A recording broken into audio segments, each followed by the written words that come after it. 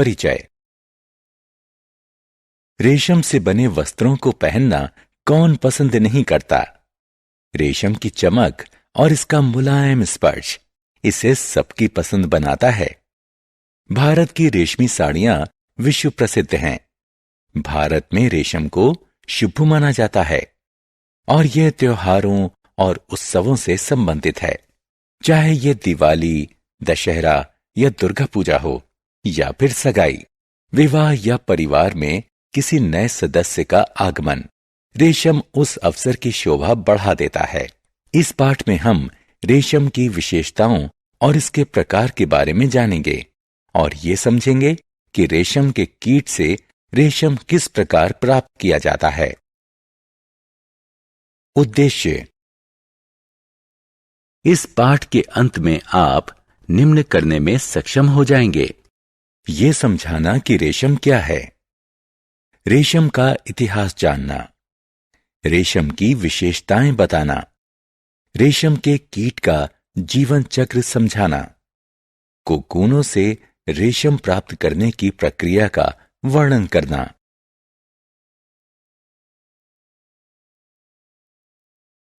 रेशम। रेशम उम्दा, मजबूत बनावट और चमक वाला एक प्राकृतिक प्रोटीन फाइबर है। रेशम की चमक इसकी त्रियामी प्रिज्मनुमा संरचना का परिणाम होती है। रेशम का उत्पादन कई कीटों जैसे रेशम के कीट, मधुमक्खी, ततैया द्वारा होता है और चींटियां इसका प्रयोग अपना घोंसला बनाने में करती हैं। मकड़ी भी रेशम का उत्पादन करती है, लेकिन रेशम के कीट द्वारा बनाए गए रेशम के संवर्धन से रेशम के वस्त्र बनते हैं। रेशम का इतिहास। रेशम की खोज करीब 3500 साल पहले सर्वप्रथम चीन में एक चीनी महारानी ने की थी।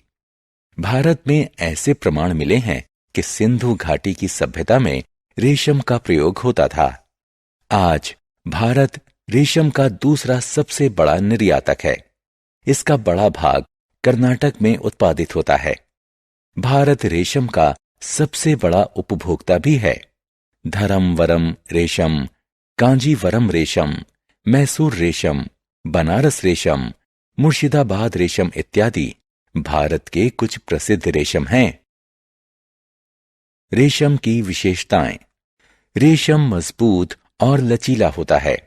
रेशम स्पर्श में मुलायम होता है, लेकिन फिसलन भरा नहीं होता। रेशम में चमक दमक होती है। यह हाइपो एलर्जिक होता है।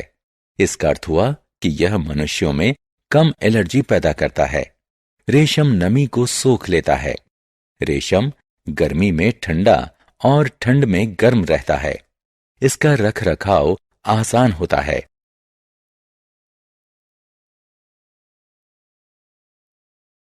रेशम के प्रकार।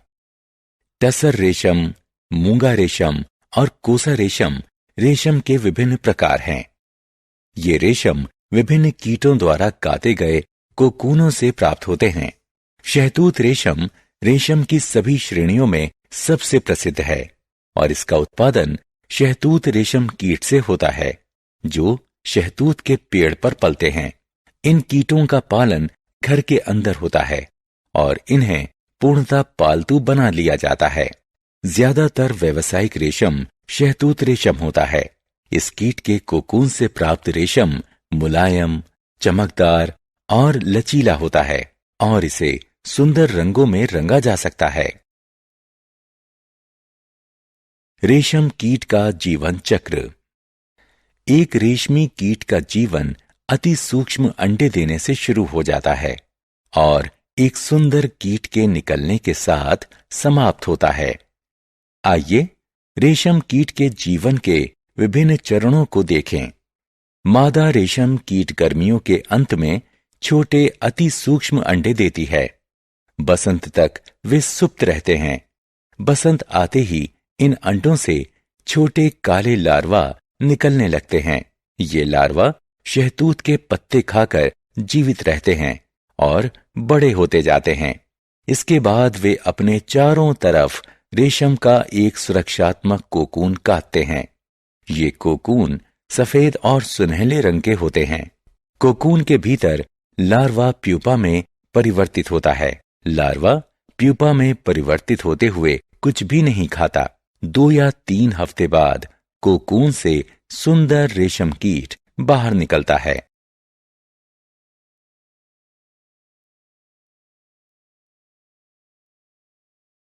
कोकून से रेशम। रेशम को कोकून से संसाधित किया जाता है। एक बार रेशम कीट अपने चारों तरफ सुरक्षात्मक कोकून काट लेता है। फिर इन कोकूनों को रेशम के फाइबर को कीट से अलग करने के लिए गर्म पानी में उबाल लिया जाता है। प्रत्येक कोकून एक रेशम के तागे से बना होता है। युक्ति है कि तागे का एक सिरा पकड़ लिया जाए। इसके बाद कोकून से रेशम का तागा छुड़ाना आसान हो जाता है। कोकून से रेशे निकालने की प्रक्रिया को रीलिंग कहते हैं। इन रेशम के तागों का प्रयोग रेशम के वस्त्र बनाने में किया जाता है।